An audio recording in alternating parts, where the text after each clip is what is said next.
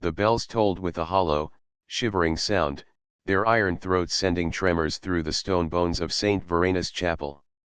It was a sound that wrapped itself around the village, pulling the people from their huts, their fields, their hearths, until they gathered in silence before the looming church. Within, beneath the carved arches blackened with candle smoke, knelt Lady Isolde of Hohenberg. Her hair, once gilded by sunlight, clung damp to her brow, and her hands trembled against the worn oak of the pew. Her prayers had long since lost their shape, they spilled from her lips in a fevered whisper, half plea, half confession, echoing up toward the crucifix above. Behind her, the heavy tread of boots approached. She did not turn. She knew the steps too well. Sir Reinhardt, her husband, the Lord of Hohenberg, a man whose wrath was whispered of in taverns and fields alike. His shadow stretched beside her, dark as the grave. "You think the saints do not see," Reinhardt's voice rumbled, low and deliberate. "But they see, Isolde. They see every stolen glance, every trembling touch." Her heart quailed, and she dared to lift her eyes. Christ hung above her in the shadows, his thorn-crowned head bent low as if listening. "I know not what you mean," she whispered, though her voice betrayed her. Reinhardt leaned close, the scent of iron and earth clinging to him. "The miller's son, Isolde. Do you deny it?" Her throat closed. The world seemed to lurch beneath her, the chapel's pillars swaying like specters. She had thought the secret buried deep, folded into the silence of night, hidden in the forest where no eyes but the stars had witnessed. Yet somehow he knew. "I prayed," she managed, her voice breaking, "for forgiveness." His laugh was low, joyless. "Forgiveness? There is no forgiveness for what you have done. Not from God. Not from me." He seized her wrist, yanking her to her feet. Her knees struck the stone floor, sending pain up her legs, but his grip did not relent. He dragged her down the aisle, past the flickering candles, past the watching saints painted in cracked frescoes. Outside, the people had gathered at the sound of the bells, their faces pale in the waning light. Reinhardt threw open the chapel doors, pulling Isolde into the raw air. Murmurs rose like a swarm of flies. "Bring the priest," Reinhardt bellowed, his voice carrying across the square. "Let judgment be spoken." Father Matthias emerged from the rectory, his thin frame wrapped in dark robes, his face carved with weariness. His eyes fell on Isolde, wide with something that might have been pity or fear. "Lord Reinhardt," he began carefully, "surely such matters adultery." Reinhardt's roar silenced him. "My wife has betrayed her vows, her husband, her God. And by law, she must be punished." A shiver passed through the crowd. Some averted their eyes. Others leaned forward, hungry for spectacle. The law was cruel, yes, but cruelty had become a kind of ritual in their world, binding them together through the shared weight of fear. Isolde fell to her knees in the dust. "Please Reinhardt, spare me." Her voice cracked, her hair falling wild around her face. "For the love of our son." The mention of the child only deepened the darkness in his gaze. "The boy will know what kind of woman bore him," Reinhardt snarled. "He will know his mother's shame." Father Matthias stepped forward, his hands trembling. "There are ways of mercy," he said weakly. "Confession. Pilgrimage. Penance." But Reinhardt turned on him with such fury that the priest staggered back. "Silence. The law of this land demands blood for such betrayal." The crowd shifted uneasily. Somewhere, a woman stifled a sob. Reinhardt raised his hand, and two of his men-at-arms stepped forward, their mail clinking. They seized Isolde by the arms, pulling her upright. Her cry echoed through the square, a raw, animal sound. "Tomorrow," Reinhardt declared, his voice like thunder, "she shall suffer the punishment decreed for adulteresses. Let every soul bear witness, so that no woman may forget her place, nor any man suffer dishonor at the hands of his wife." Gasps rippled through the assembly. The cruelest punishment, there was no mistaking his meaning. The pit, the stones, the merciless crowd. Isolde sagged between the guards, her body trembling, her breath coming in broken sobs. She tried to form words, to cry out her innocence, her repentance, her fear, but her voice deserted her. And then, from the edge of the gathering, a figure stepped forward. It was the miller's son. His clothes were plain, his hands roughened by labor, but his eyes burned with a desperate fire. "My lord," he shouted, his voice quavering but resolute, "it is not she who is guilty, it is I. I tempted her, I sinned against your house. If punishment must fall, let it fall on me." The crowd erupted into cries, a storm of voices clashing in shock and disbelief. Reinhardt's gaze fixed on the young man, cold and unflinching. Slowly, his mouth curved into a smile that was more terrible than rage. "So," he said, his voice soft, poisonous. "The serpent shows itself at last." He motioned to his men. "Seize him. He shall not escape the judgment of God." As the guards lunged, the miller's son did not flinch. He lifted his chin, his eyes locked on Isolde's, and for one fleeting moment, she felt something pierce through her despair, hope, or perhaps the crueler edge of it, love condemned. The torches flared against the dusk, and the bells began tolling once more. The punishment was set. And it would not be only Isolde who faced the cruelest fate. Night draped itself over Hohenberg like a shroud, swallowing the castle walls and the crooked roofs of the village beneath. The torches burned low in their sconces, their flames sputtering in the damp wind that crept down from the mountains. Within the great hall, Lord Reinhardt sat upon his chair of oak and iron, his shadow stretched long across the rush-strewn floor. Before him, bound and guarded, knelt Lady Isolde and the miller's son. Chains bit into their wrists, and the silence pressed upon them like a weight too heavy to bear. The hall was filled with the village elders, summoned by Reinhardt's command. Their faces were hard and drawn, yet beneath their sternness flickered unease. For though the law was clear, it was Reinhardt's will that gave it teeth, and many feared that his cruelty would stain not only his household, but the souls of all who witnessed. Father Matthias stood at the Lord's right hand, clutching a worn Bible. His lips moved soundlessly, as though he argued with himself or with God. Reinhardt rose slowly, his mail gleaming in the candlelight. His eyes swept the assembly, and when he spoke, his voice carried with the weight of judgment. "These two stand before us guilty of a sin that festers like rot within the body of Christendom. Adultery, the betrayal of holy vows, the corruption of the family, the insult to God and to Lord alike. The scriptures are clear, the adulterer and the adulteress shall surely be put to death." A murmur of assent rippled through the hall, though some lowered their eyes. Isolde's lips trembled. "Mercy," she whispered, her voice barely audible. Reinhardt's gaze did not waver. "There will be no mercy. Tomorrow, when the sun reaches its height, they shall be taken to the pit beyond the walls. Stones shall be cast until flesh gives way to bone, and bone to dust. Their cries will be carried to heaven, that the Lord himself may hear and judge." At his words, Isolde let out a strangled sob. The miller's son, pale but resolute, shifted closer to her as if to shield her from the weight of the decree. "My lord," Father Matthias ventured, his voice breaking. "The Church teaches also of repentance, of forgiveness bought through penance. Surely the Mother of God looks with favor upon those who enough." Reinhardt's roar silenced him. He stepped forward, looming above his wife, his hand gripping her chin, forcing her to meet his gaze. "Do you think tears will spare you, Isolde? Do you think whispers in the dark absolve you? You are mine, by vow and by law. And you defiled both."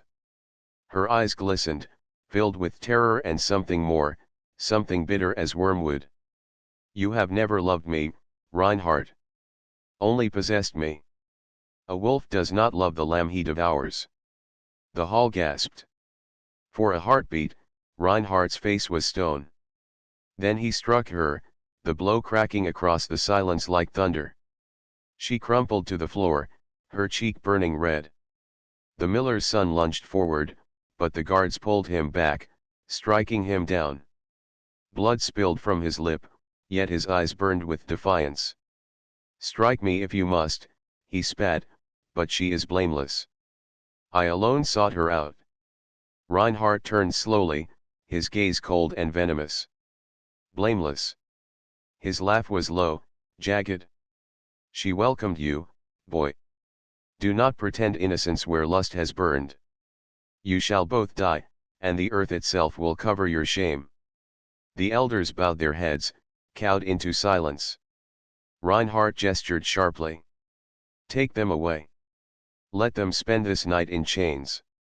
At dawn, the people will gather. Let them see what becomes of those who mock the sanctity of marriage." The guards dragged them from the hall, their chains scraping the stones. Isolde stumbled, her strength failing, but the miller's son caught her arm, steadying her. For a moment, their eyes met hers wide with despair, his lit with reckless courage. Down into the dungeons they were cast, the iron door clanging shut with finality. The air was thick with damp and rot, the only light the faint glow of a torch sputtering in the corridor beyond. Rats scurried in the corners, their red eyes gleaming. Isolde sank against the wall, her head in her hands. "God has abandoned me," she whispered. "No," the miller's son murmured, kneeling beside her. "He has not abandoned you. Nor have I." Tears streaked her face. "You should have stayed silent. If only one must die, let it be me. Your blood will stain my soul forever." He reached for her hand, his rough fingers curling around her cold ones. "I will not leave you to face it alone. If we must suffer, we suffer together." And perhaps, he hesitated, as if daring to speak the thought might summon its doom. "Perhaps there is still a way to escape." She looked up, hope and dread warring in her eyes. But before he could say more, the sound of footsteps echoed in the corridor. The key turned in the lock, and the door groaned open. Father Matthias stepped inside, his face pale, his eyes hollow. He carried a small lantern, which threw his shadow tall and twisted across the wall. "Father," Isolde gasped, rising to her knees. "Please plead for us. You have power. The saints will hear you." Matthias' voice shook. "I have pleaded. I have prayed. But Reinhardt's will is iron, and the elders dare not oppose him. Tomorrow, the stones will fall." Her sobs filled the chamber, echoing like dirges. The priest's gaze flicked toward the corridor, then back. His hand trembled as he reached into his robe, drawing forth a small iron key. "There may be one chance," he whispered hoarsely. "I cannot undo the sentence, but I can open the door. If you flee into the night, if you vanish before dawn, perhaps God's justice will be swifter than Reinhardt's cruelty." Isolde froze, her breath caught in her throat.